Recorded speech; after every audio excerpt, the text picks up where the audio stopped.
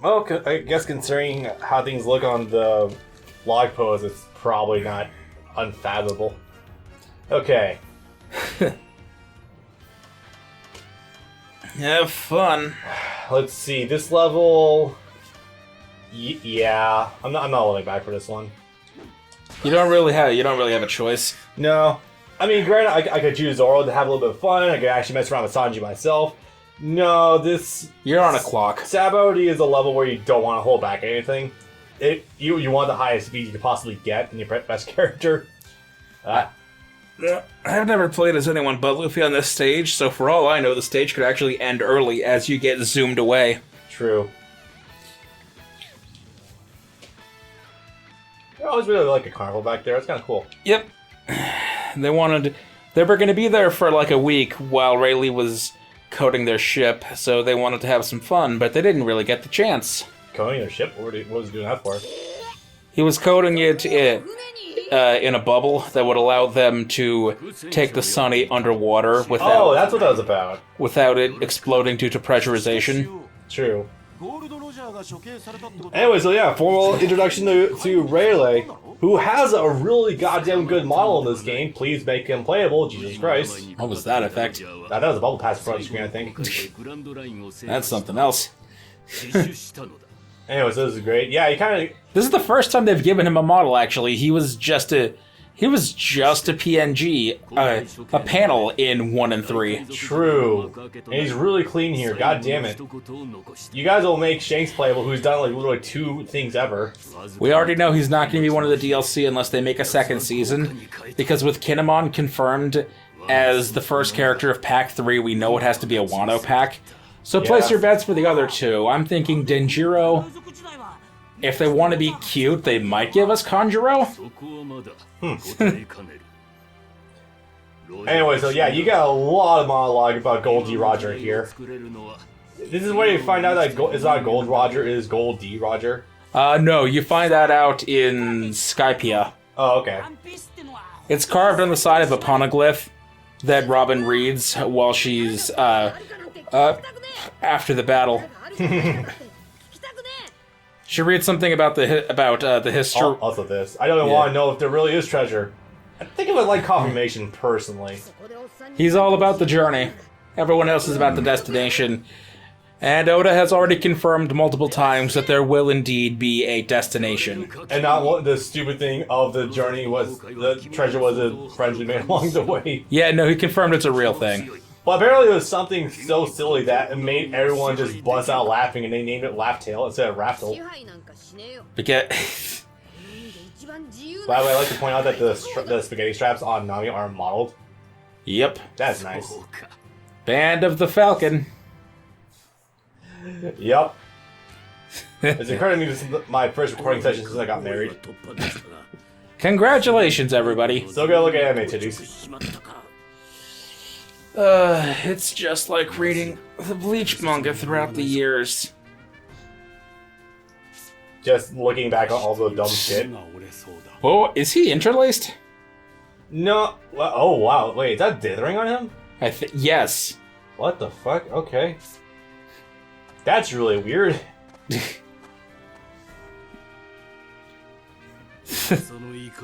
So, even though it's funny to think that we have all of the Emperors playable in this game and not all of the Supernovas just yet. Yep. Eventually we'll get there, but not quite. Oh yeah, that last scene where Luffy yells at Usopp they're supposed to be inside a bar, and that's also when Shaki, Rayleigh's wife, is supposed to be telling us who all of the Supernovas are, because we haven't met them yet. Huh. But you're gonna have to play around that. I thought it means a big shot in a place like this. Dude, there's literally a celestial dragon in that one place we were just at. I don't think it's too surprising. In the human auction house. Yes. There's a slave trade. Which is not surprising in the slightest, honestly. And it's treated like nothing out of place by the locals. Zoro gets to meet them early, the celestial dragons.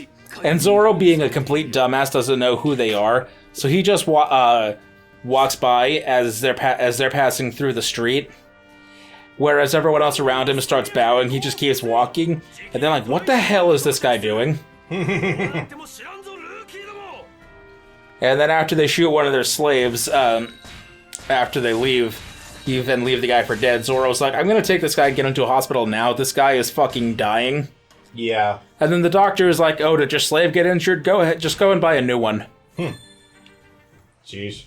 It's that commonplace to the people of the Sabaody archipelago.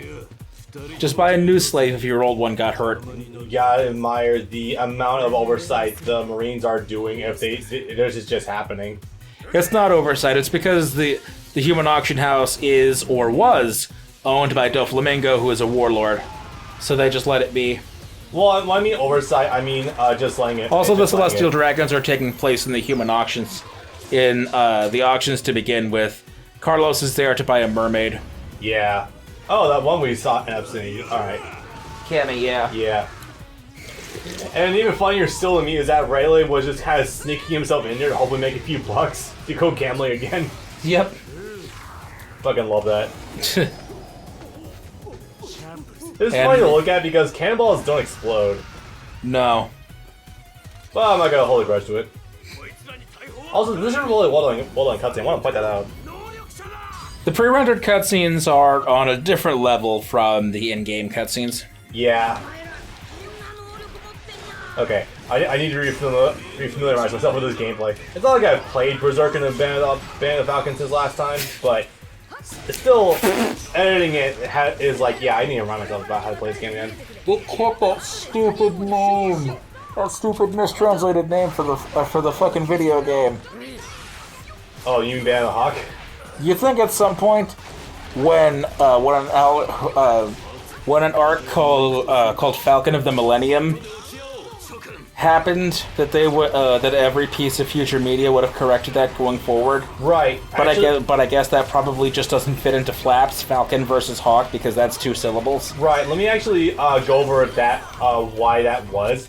So I did some research. Falcon and Hawk roughly translate to the same thing in Japanese, Taka. Whitebeard. It's really like, they were like, okay. well, I guess Millennium Falcon works, but no one put or people were going back and forth. It was like Millennium Hawk or Millennium Falcon. Really depending on the context, but as it turns out, yeah, it turns out that all this time that it was kind of Falcon the whole time because mistranslation, and Miura couldn't possibly mean that because that would be too silly. Now it turns out he's a huge Star Wars fan, and that was the intention the entire time. So the Japanese word for also, I think the realization came out after the game was released. No, this happened in the mid-2000s. This would not have happened in 2016. Because that arc in the manga happened in the mid-2000s. Yes and no. The people didn't realize the mistranslation until, like, very recently, actually. People are still calling it Hawk. Yes. And not just, Tecmo is. Not just, like, the boomers, but, like, the fucking... Viz Media is. 2017 Season 2 is. At this point, they're just sort of stuck with it. More or less. So in Japanese, the word for Whitebeard would be Shirohige. Because in Japanese, there is no word for beard or for mustache. There is only a singular word for facial hair that's called hige. So Whitebeard was a mistake that just sort of lasted forever, I guess. Oh, well. Because, and I get why they would actually do that, because white mustache sounds stupid. White beard sounds less stupid. I haven't been paying attention. I need to go up north. Yes, you do. White beard sounds ever so slightly less stupid than white mustache. Plus, like, it kind of... Flaps, also. Yeah, so wait, what's Whitebeard supposed to directly translate as? Shirohige. White facial hair. I think it is supposed to mean Whitebeard because obviously Whitebeard and Blackbeard are kind of named after, like, the actual famous pirates. There was no Whitebeard, it was just a Blackbeard, but... Yes, but also it's a mustache, though. Yeah. A mustache made of bone, I might add. To be fair, Blackbeard didn't have a beard until very recently. He had scruff back then. Some, but yeah, I guess at that point you really are just splitting hairs. I'm gonna call that more an anomaly, and like there's no real way to get across that. Still got this silly ass intro though. That doesn't stop being funny. Nope.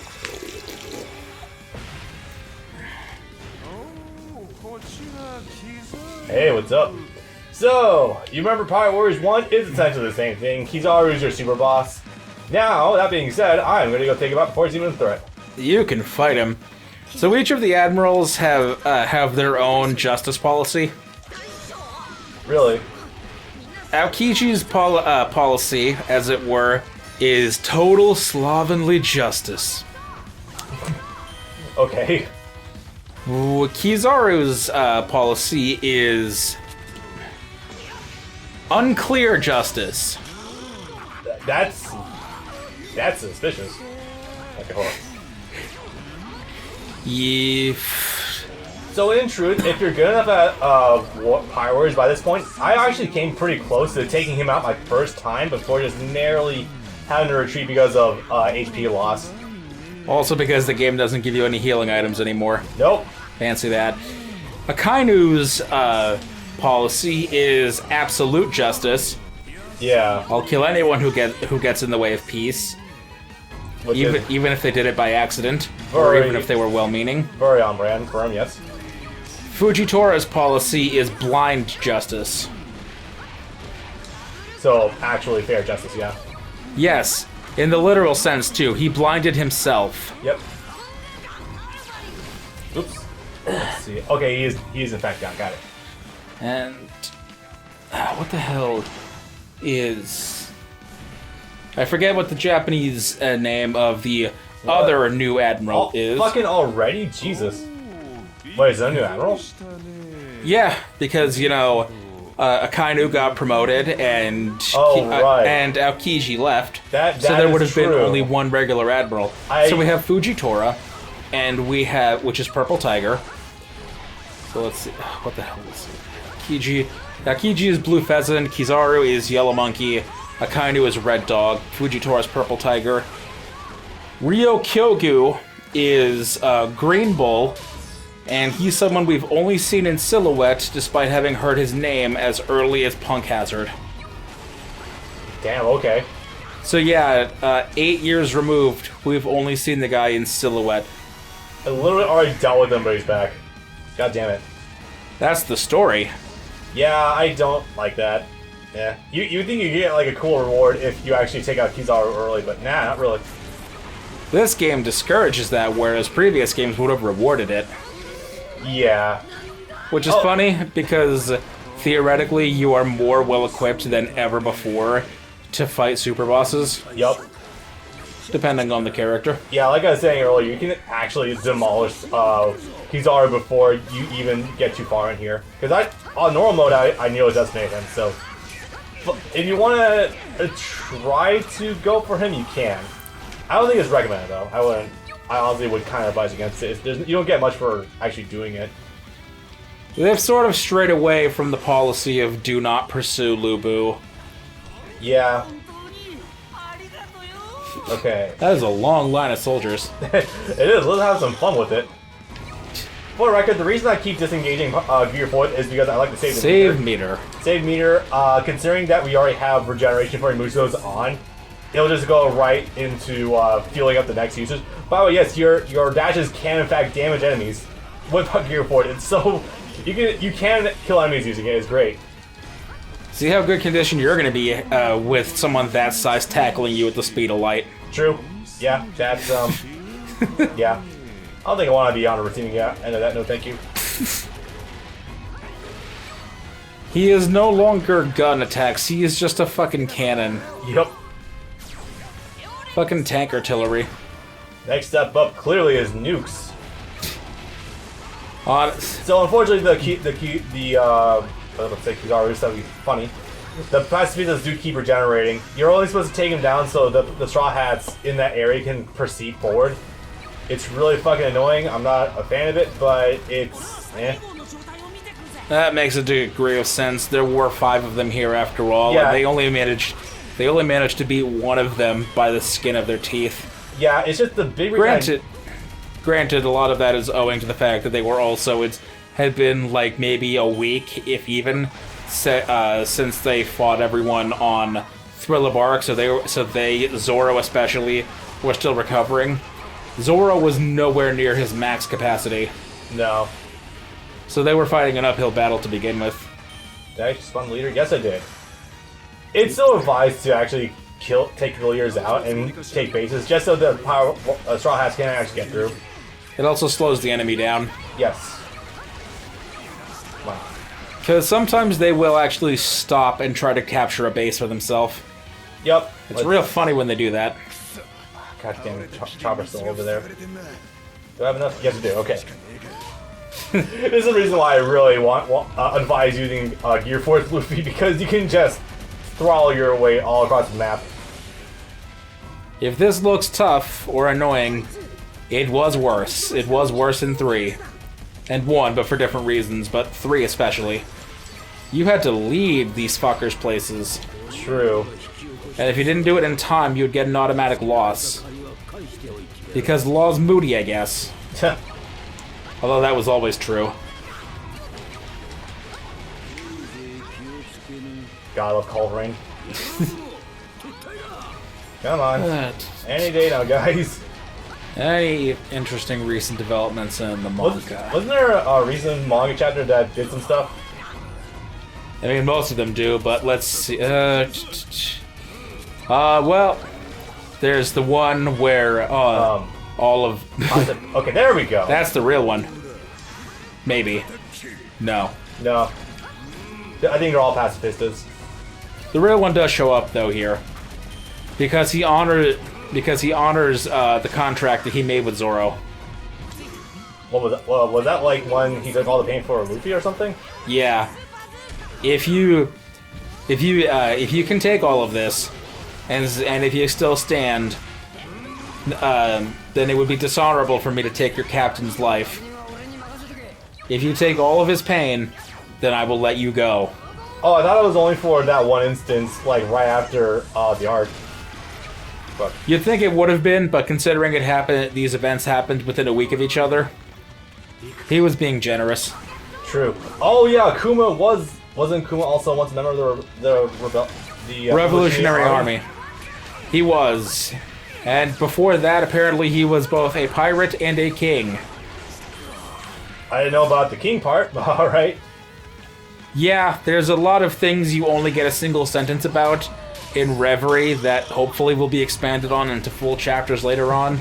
I'm noticing this distinct pattern of talking shit about Reverie right now. I'm not surprised at all. Reverie is a great arc. It is honestly what fans love the most since New World started.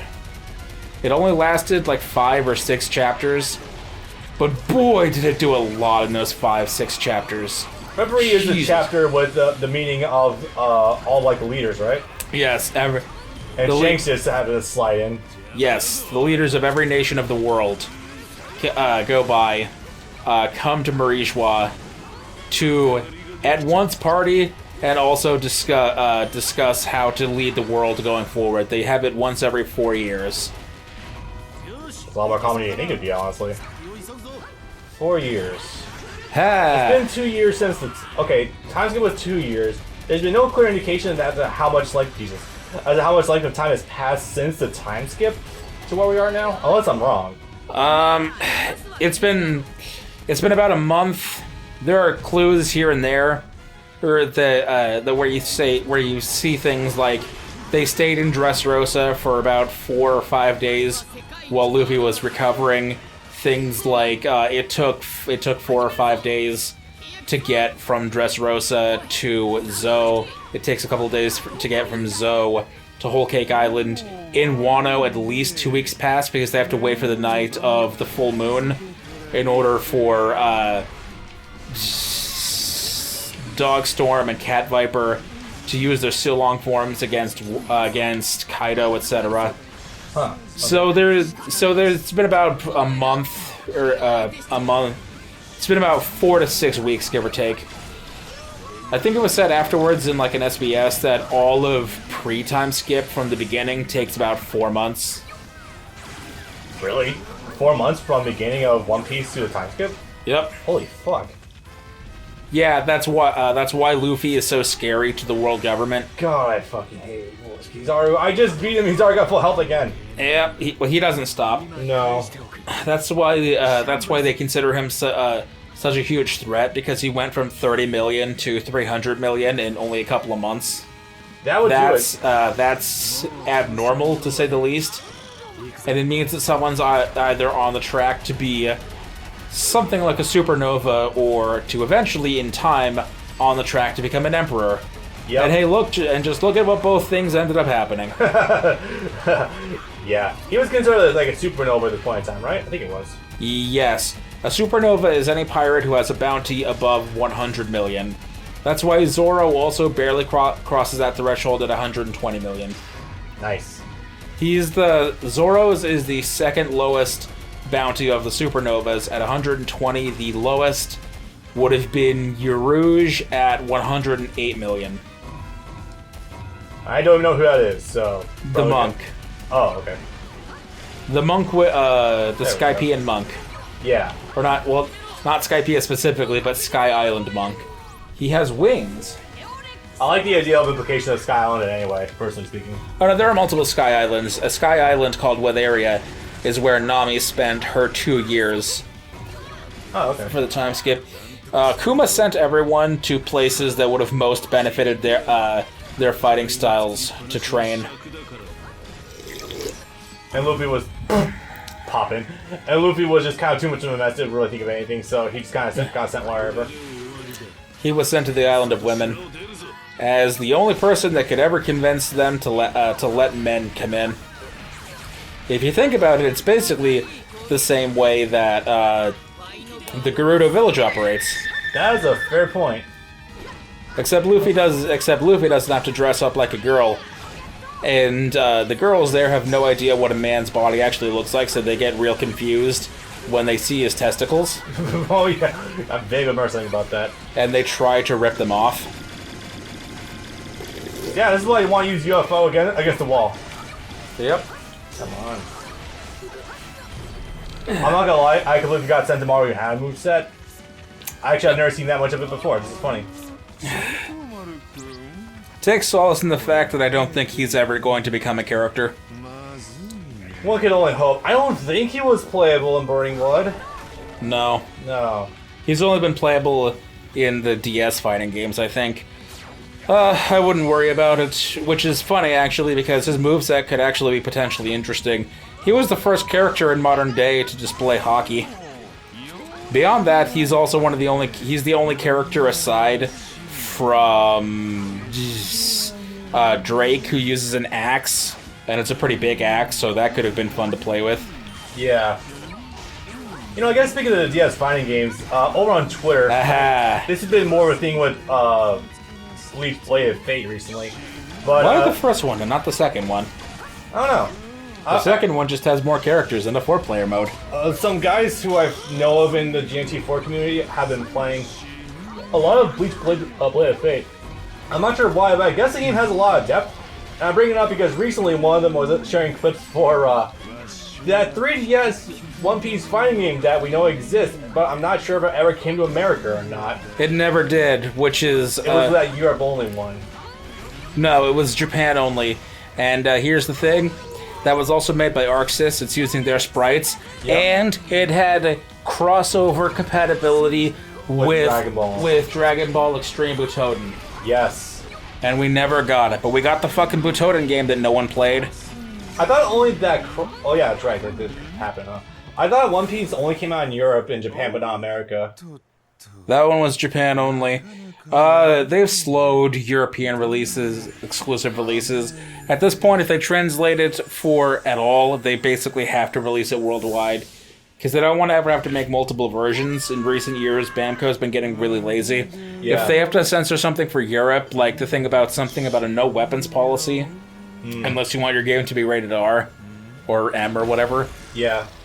They just censor it worldwide. This happened in Dragon Ball Fusions and in Tales of Berseria. In Fusions, they censored all the swords into wooden poles. Trunks wielding a wooden kendo stick instead of an actual sword.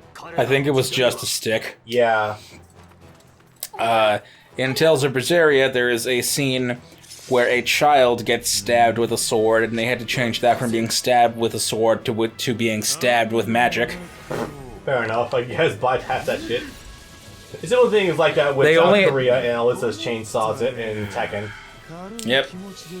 That was only mandated in Europe, but Bamco didn't want to have to make a separate version for Europe and one for America. So Yeah. they're like, we're just going to have the Europe version be the basis forever. Yeah.